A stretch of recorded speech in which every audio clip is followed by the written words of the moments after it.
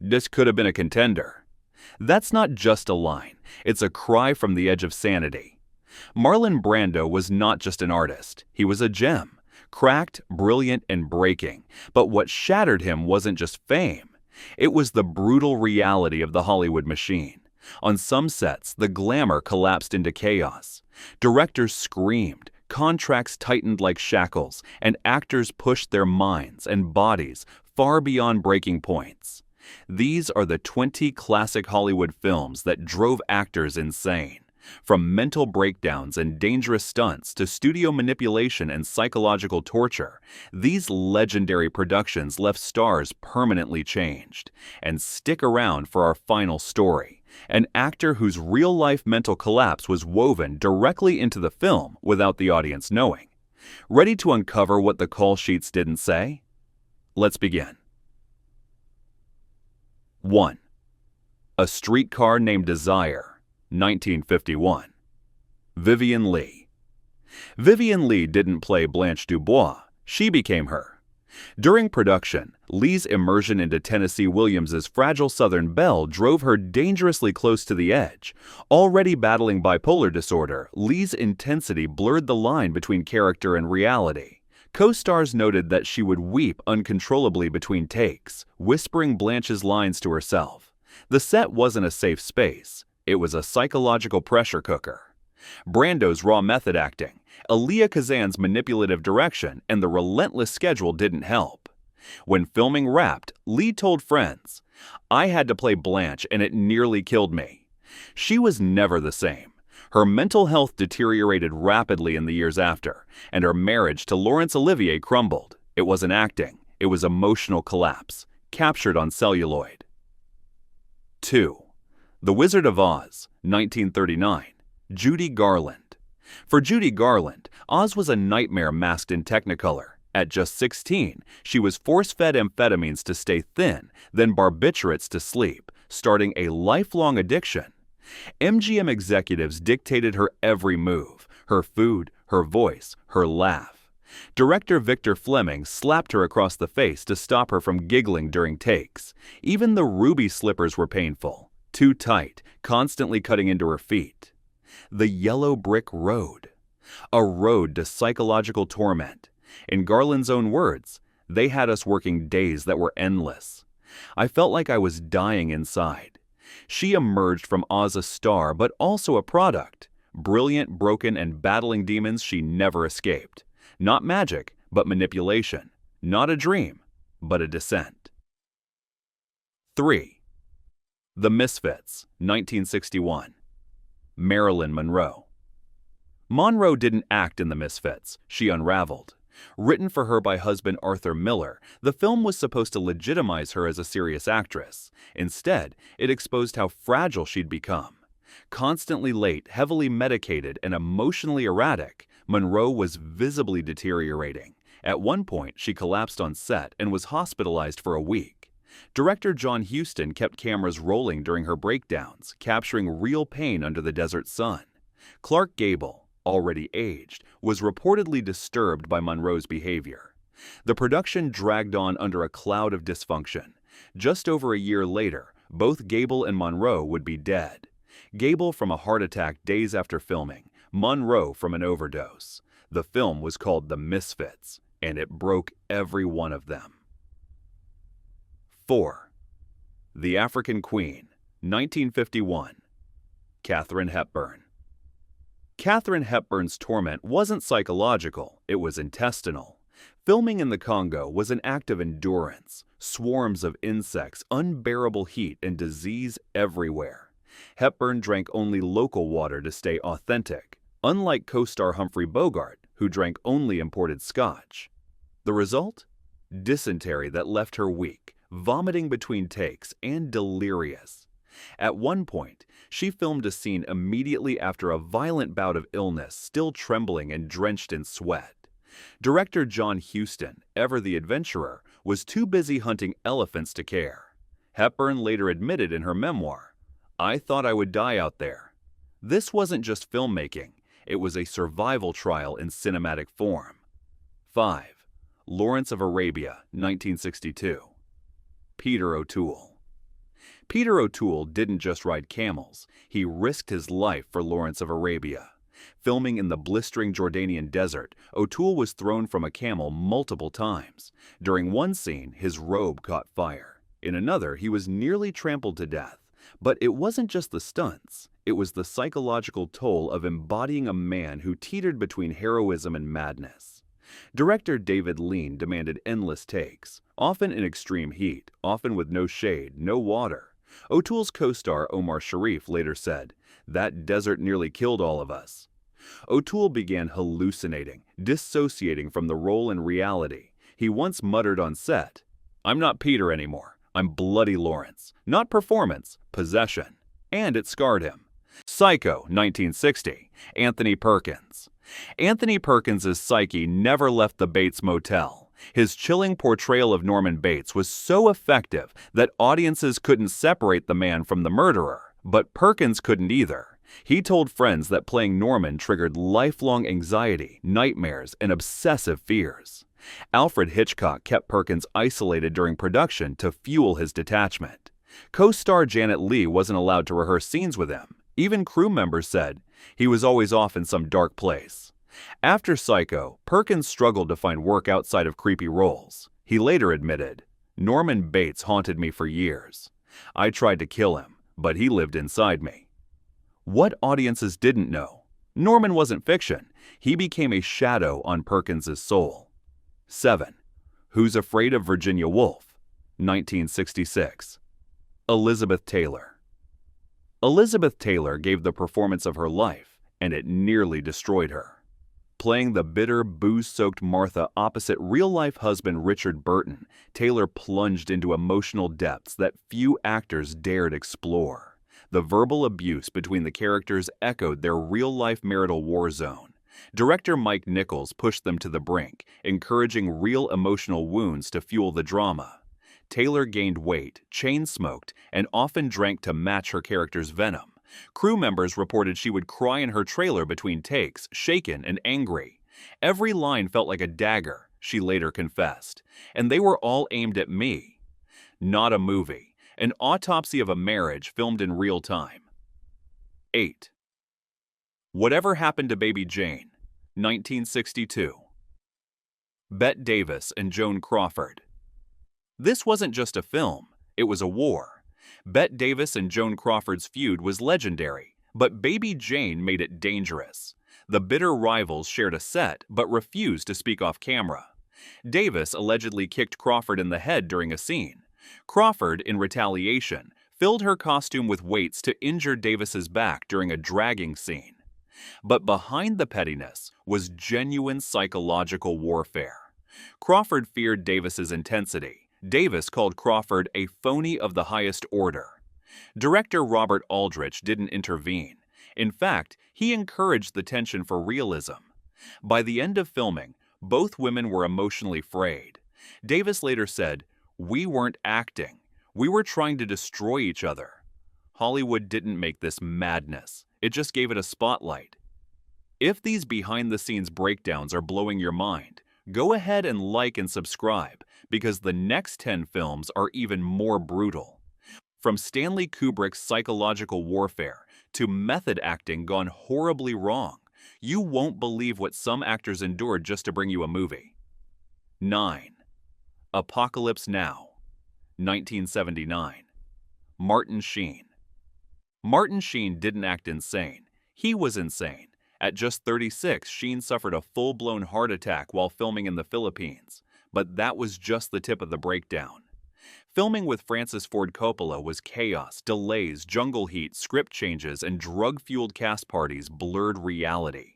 During the now infamous opening scene, Sheen was actually drunk, bleeding from smashing a mirror and sobbing uncontrollably.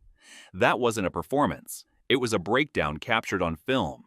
Coppola later confessed, "We had access to his mental collapse, and we used it." Sheen admitted he had suicidal thoughts during filming. His brother, Joe Estevez, had to secretly stand in while he recovered in the hospital. Not fiction, not method. Madness on tape. 10. The Shining, 1980. Shelley Duvall. Stanley Kubrick didn't direct Shelley Duvall. He broke her. To achieve raw terror, Kubrick tormented her on set, relentlessly. He made her do 127 takes of a single scene, isolated her from cast and crew, yelled at her in front of the crew. The emotional toll was devastating. She began losing hair. Her eyes were constantly red from crying. Duvall later said, "It was almost unbearable. I was crying 12 hours a day." Kubrick admitted he pushed her to the edge of hysteria. Critics at the time mocked her performance, but decades later, audiences see the truth. It wasn't just acting. What we watched wasn't a performance. It was a breakdown being filmed, over and over. 11. Sunset Boulevard, 1950. Gloria Swanson. Gloria Swanson knew art was imitating her life, and it shook her. Playing Norma Desmond, a faded silent film queen descending into madness, felt all too familiar. Swanson, herself a silent-era legend, was returning from obscurity. Director Billy Wilder weaponized her past, having crew members refer to her as Norma off-camera, using lighting tricks to emphasize aging features. Swanson reportedly wept after filming some of Norma's delusional monologues. She told a friend, "I'm not sure where I end and Norma begins anymore." The emotional toll was intensified by public reaction. Fans whispered that Swanson was Desmond. She felt exposed, raw, and humiliated. Sunset Boulevard was a masterpiece, but for Swanson, it was a mirror. And it cracked. 12. The Ten Commandments, 1956. Anne Baxter. Anne Baxter wasn't just acting exhausted. She was pushed to collapse. Director Cecil B. DeMille was notorious for his tyrannical control, and during the epic shoot in Egypt, he demanded endless retakes under blazing sun.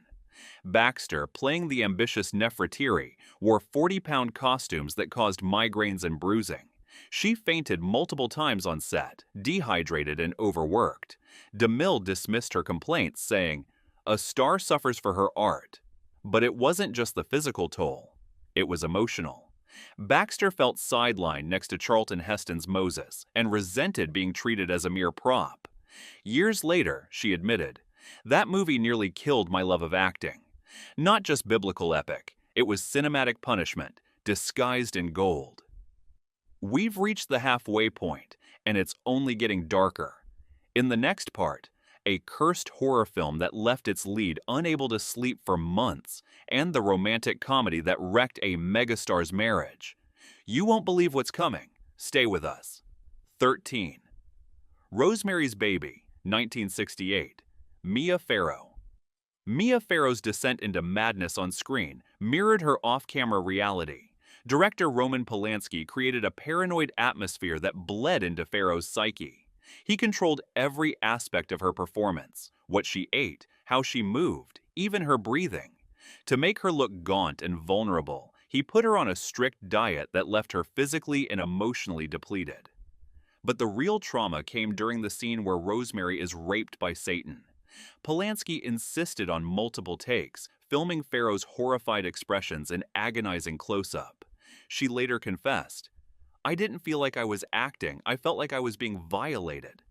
Her real-life turmoil made it worse. During filming, her then-husband Frank Sinatra served her divorce papers. Farrow was devastated and nearly walked off set, but Polanski convinced her to stay. It wasn't just horror on screen. Rosemary's Baby cost Mia Farrow her sanity and her marriage. 14. Rebel Without a Cause, 1955. James Dean. James Dean's final complete performance was fueled by real torment. Dean was already emotionally unstable, moody, intense, and obsessed with perfection. But Rebel tapped into something even darker. Director Nicholas Ray encouraged Dean to relive his personal pain. He shot scenes in a way that manipulated Dean's real-life abandonment issues, often using isolation techniques on set to keep Dean emotionally raw. During the iconic "You're Tearing Me Apart" scene, Dean broke down so intensely that he had to be physically restrained afterward. He'd later confessed that playing Jim Stark opened emotional wounds he'd never closed. Co-stars Natalie Wood and Sal Mineo both recalled moments when Dean would disappear into corners, trembling, whispering lines to himself. Just weeks after the film wrapped, Dean was dead, killed in a car crash. Many believed Rebel unlocked something he couldn't control. It wasn't just angst, it was emotional excavation that swallowed him whole. 15. Gaslight, 1944. Ingrid Bergman. Ingrid Bergman didn't just act in a gaslighting drama, she lived it. Playing a woman manipulated into doubting her sanity was already emotionally demanding, but director George Cukor demanded complete vulnerability. He had Bergman rehearse breakdown scenes dozens of times, never satisfied. "I want real fear in your eyes," he reportedly told her. Co-star Charles Boyer stayed in character off-set, avoiding small talk and treating Bergman coldly to maintain his villainous edge. The psychological effects were devastating. Bergman admitted, "I started doubting myself. I felt like I was losing touch with reality." Even after filming ended, she had nightmares and anxiety attacks. Years later, she still refused to watch the movie, calling it the most emotionally taxing role of my career. The term gaslighting came from this film, and Bergman was its first real victim. 16. My Fair Lady, 1964. Audrey Hepburn. Audrey Hepburn broke down when she learned her voice would be dubbed. She poured her soul into training for the iconic role of Eliza Doolittle, working for months on vocal lessons. But producer Jack Warner didn't trust her singing chops. He hired Marni Nixon to dub every note, informing Hepburn only after filming had begun. Heartbroken, Hepburn reportedly ran off set, crying. She yelled, "You've taken away everything I worked for." The betrayal gutted her. Co-star Rex Harrison tried to comfort her, but the damage was done. Director George Cukor later confessed that she never fully recovered her confidence. Her radiant performance masked the turmoil she felt beneath. Though audiences loved her, Hepburn called the experience bittersweet. She had become Eliza, but only in part. She spoke the lines, lived the role, and gave the heart. But Hollywood silenced her voice. The pressure is rising. The next 4 films reveal how ambition, ego, and relentless expectations pushed Golden Age legends past the brink. From mutilating performances to studio betrayal, the next chapter is the darkest yet. Ready for more secrets the studio's buried? Let's keep going. 17. The Red Shoes, 1948. Moira Shearer. Moira Shearer didn't want to do The Red Shoes, but it destroyed her anyway. A trained ballerina, Shearer resisted the role of Victoria Page, fearing it would derail her dance career. Director Michael Powell was relentless, eventually wearing her down. Once on set, Shearer found herself caught in a grueling production that demanded physical and emotional perfection. The dance scenes took months to shoot, with brutal, repetitive takes that left her feet bleeding. Powell's obsessive direction mirrored the story itself, about a ballerina driven mad by art. Shearer later said, "It was the most punishing experience of my life." She developed chronic injuries and deep psychological stress. Despite the film's acclaim, she felt trapped. Offers flooded in for more acting, but she had lost the joy of dancing. The Red Shoes wasn't a movie. It was prophecy, and it crushed the dancer's soul. 18. Wthering Heights, 1939. Merle Oberon. Merle Oberon's suffering wasn't just emotional, it was brutally physical. Director William Wyler wanted real pain from Oberon as Kathy. When she resisted, he devised a twisted method. During an intense outdoor scene, Wyler forced her to kneel in cold, muddy fields for hours, redoing the shot over and over. She pleaded for relief. He refused. Oberon developed a serious case of bronchitis that lingered for weeks, but worse was the psychological abuse. Wyler constantly undermined her confidence, telling crew members, "She's pretty, but not much of an actress." The emotional degradation led to frequent crying spells and near collapse. Even co-star Laurence Olivier protested the treatment. Oberon finished the film, but never forgave Wyler. He wanted raw emotion, he got it, at the cost of her health and spirit. 19. Johnny Belinda, 1948. Jane Wyman. Playing a deaf-mute sexual assault survivor took Jane Wyman to a dangerous place. Without dialogue to rely on, Wyman had to express trauma through silence, facial expression, and body language alone. She isolated herself for weeks, refusing to speak off camera. The role required her to relive abuse, powerlessness, and social stigma every single day. She began having nightmares, insomnia, and panic attacks. Friends noted her mood darkened significantly. Even after filming Wrapped, she had difficulty speaking in public and withdrew from social events. Her performance earned her an Oscar, but at a steep emotional cost. In an interview years later, Wyman revealed, "I went too deep. I lost pieces of myself in Belinda. She gave the world a masterpiece, but paid with her peace of mind." 20th, The Snake Pit, 1948. Olivia de Havilland.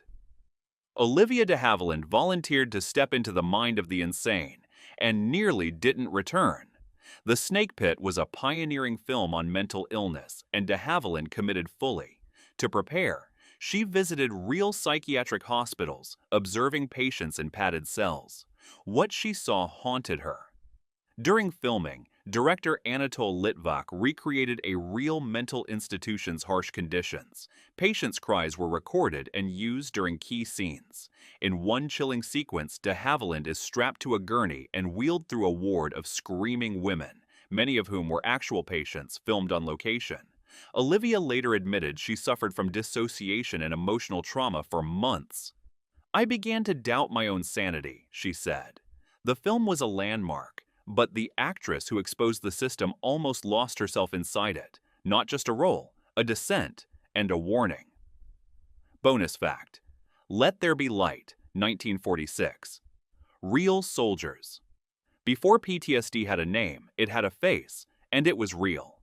Directed by John Huston for the U.S. Army, Let There Be Light was a documentary-style film that followed returning Hualqui soldiers suffering from what we now call PTSD.